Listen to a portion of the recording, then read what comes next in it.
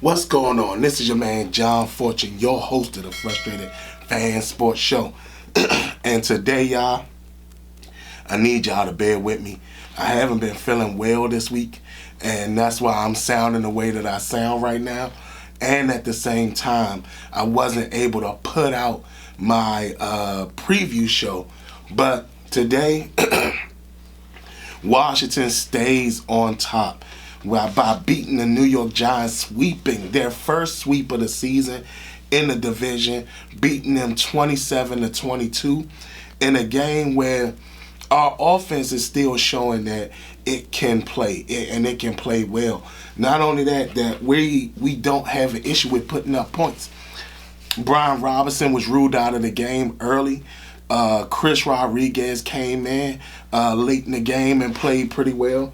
Austin Eckler did a fantastic job. Of course, Jaden does what Jaden always does.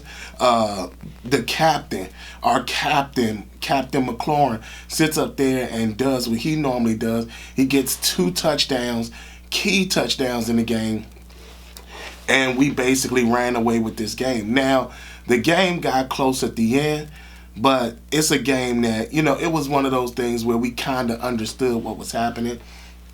But as I can see this, I think that we're going to be a very successful team this year.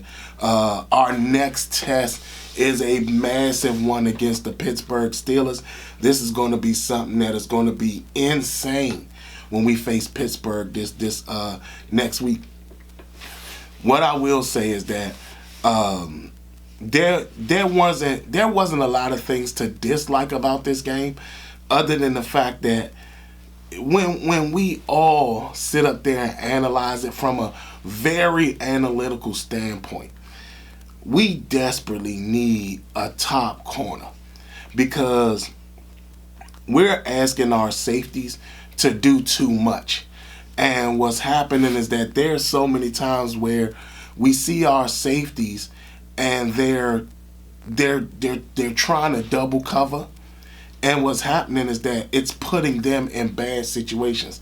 A good example of that was the the touchdown to Theo Johnson in the fourth quarter towards the end of the game.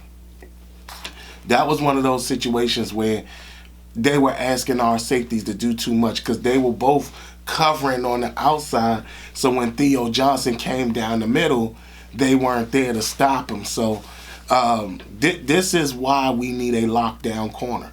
And it's nothing against saying that St. Juice or Sandra Steele can't do it. It's just that there's a difference when you have a guy who can take a receiver out of the game. Here's where we have our problem with this whole thing.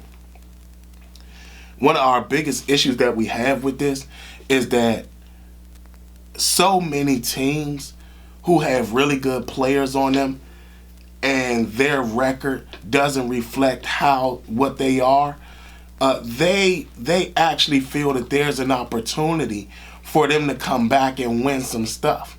And with 9 games already in the books and 8 games to go, there's a lot of them that sit up there and feel that there's a genuine chance. You look at somebody like the Carolina Panthers. They actually won their second game of the season. And Mike Jackson broke up remember Mike Jackson? He was one of the guys that I said Washington should go after. Big physical cornerback. He broke up a pass, set up there against the Saints. Set up there, broke up a pass, got Carolina's second win of the season. The New Orleans Saints, they are falling down. Since their 2-game win streak, they have not been the same team since. I don't see why we don't make a chance or try to even think about asking not only about Marshawn Lynch, because I talked about Paulson Adebo some time ago, and he got injured on that Thursday night. But along with Marshawn Lattimore, why can't we ask about a Carl Granderson? You know what I'm saying? Like, we gotta make some moves, because camaraderie can win you a lot, but it's not gonna win you what talent can win you. And currently right now, we need a very talented, very strong corner that can take a receiver out. Because again, it would be nice to sit up there and have a corner that can just basically follow Malik Neighbors around the field and basically make Malik Neighbors a non-factor in the game. You know, or even Darius Slayton. It doesn't matter. Just somebody able to take the guys out so that we can still have a way to not ask our safeties to do so much, or not ask our linebackers to do so much. So, again, very glad that we're still on top. We're 7-2, people. Like, this is not what we were supposed to be doing, but I'm so happy that we are in a situation where we are doing more than what we were expecting to do. We are succeeding on different levels and different fronts, but yet and still, we still need more talent. We need talent that can get us over the hump. We need talent that will sit up there and make it a point of being able to shut down certain guys in the system.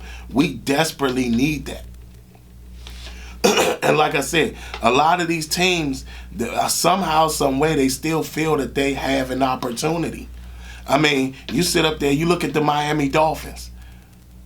Why can't we make a call and ask for Jalen Ramsey? I mean, in all honesty, his cap hit is I think it's like maybe about $8 million. I mean, it would be nice to try something like that. Now, does Miami feel that if they trade Jalen Ramsey away, that tells the team that they're giving up on the season? I don't know. It would be nice to reach out to the Las Vegas Raiders and ask about Jack Jones or Nate Hobbs. You know, it would be nice to reach out to one of them and see if there's a guy that we could get. Because in our current state, our offense is killing it right now. Our offense is killing it. And there's nothing we can do that can stop that offense from running on all cylinders. Our run game is there.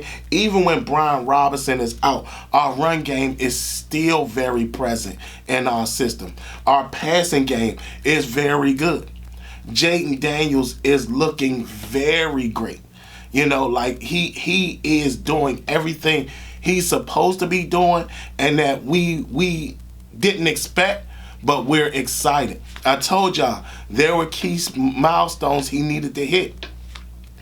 Last week, he hit the 300 yards a game milestone. His next two milestones are 3 touchdowns in a game and also 100 yards rushing. And understand, once he hit those 2 milestones, after that, once he hits those 2 milestones, we're going to get the game where he puts everything together. And once he puts everything together, he will be the most unstoppable force at quarterback in the league has ever seen.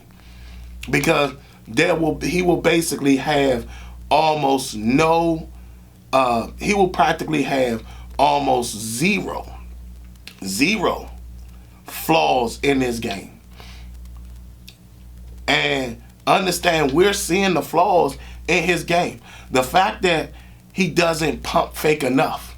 You know what I'm saying? Like, it would have been nice if he had pumped the ball when Brian Burns stepped up, when Brian Burns jumped in the air. If he would have pumped it and then just ran, that would have been great. You saw, even trying to recalibrate his arm, he kind of tossed the ball out and like just the ball accidentally left his hands. So, again, our offense is clicking. Our offense is clicking. We also see that teams are attacking us when Big Phil is out of the game. Like when big field goes out the game, we see a lot of teams start like the Giants did up tempo. Soon as big field went out, they started going up tempo. And the reason why is because they didn't want to get big field back in the game to stop the running game. So again, these are things that came into play. We saw all of a sudden the Giants say, forget the run, let's go ahead and let's start throwing the ball. And they did that. And they and they were very successful at it. Another thing, and I need to say this because I don't understand why it seems like we're the only team that doesn't do it when it comes to Daniel Jones. But guess what? And I'm pretty sure people are going to say, but John, didn't you see that run where he scored the touchdown? Yeah, I saw that. But the thing about this is simple. If Daniel Jones runs out of the backfield, blow him up like you would a running back. Blow him up like you would a running back. Because there is no need for him to feel that comfortable running against our defense. Period.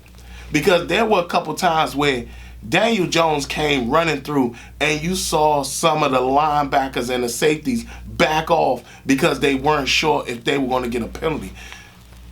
This happened to Robert Griffin III. Remember when teams were sitting up there and they were like they weren't trying to hit Robert Griffin III? Then all of a sudden it came out, oh, by the way, if he runs the ball, that turns him into a running back, and you can then you can then hit him. Same thing applies to Daniel Jones. Blow him up. Make him not want to sit up there and run that ball. Even though we won't see him again. We swept them. It's over. We got to understand that we can't play around. Jalen Hurts is one guy. Even if somebody like Kirk Cousins has those moments where he'll run out the pocket. Blow him up. If he runs out that pocket, blow these quarterbacks up. Blow them up. That's all I'm saying. But like I said again, very excited, very happy that we got the win. I'm glad we swept the Giants. We're still on the top in the NFC East. We're number 2. If the playoffs were to start today, we wouldn't get the bye. Gotta see, Green Bay is more than likely going to lose this game because my son told me that a lot of their starting defense is out. So more than likely, we're not going to be able to overtake Detroit this week. But if we can keep battling and winning, we have an opportunity to actually take the number 1 seed and actually get the bye in the first round. So I tell y'all, it is something absolutely amazing to see where this team has grown, the places it has grown in, and where our success lies in. Currently right now, our success lies in our offense, but we need more on the defense. Like I said, we desperately need a lockdown corner. I know some of y'all may listen to this and say, Jalen Ramsey, are you crazy? No, I'm not crazy. Jalen Ramsey could be gotten. I mean, I don't see why not. This is a top level corner, and we possibly could get him for a 3rd round pick. And not only that, like I said, his cap hit isn't that bad. Don't get me wrong. He's owed a lot of cash, but his cap hit isn't that bad. Like I said, we need guys. Marshawn Lattimore, why not try for him? Like I said, at first, I talked about Paulson Adebo. Like I said, he got injured. Carl Granderson, why not try? Hell, Chase Young. See what Chase Young can be with this coaching staff versus the coaching staff he came in on. He's actually playing well in New Orleans. Jack Jones with Vegas. Nate Hobbs with Vegas. Why not try these guys? Because we need a guy that can shut a wide receiver down, that can at least take one receiver out of the game. Why not Mike Jackson? I think he's worth it. Y'all tell me what y'all think. How do y'all feel after this game? Like I said, y'all, I'm so sorry that I sound the way that I do. But more than likely, when I do my preview show, I will be back. I will be well. I will be more clear and more energetic. Also, the sports rundown will be returning this Friday. So I'll be back with the sports rundown where I go through the different other things like basketball, baseball, hockey. Well, not baseball, more hockey, and all the other things that will be going on. Other than that, y'all tell me what y'all think. How do y'all feel after this game? How do y'all feel? Do y'all feel that we desperately need a lockdown corner and we need one as soon as possible? What about my options? Do y'all like the possibility of a Jalen Ramsey? What about a Carl Granderson? Like, these teams are struggling. They really are struggling. I mean, there is a chance to get somebody. Y'all tell me what y'all think. Other than that, this has been your man, John Fortune, and this has been the Frustrated Fan Sports Show.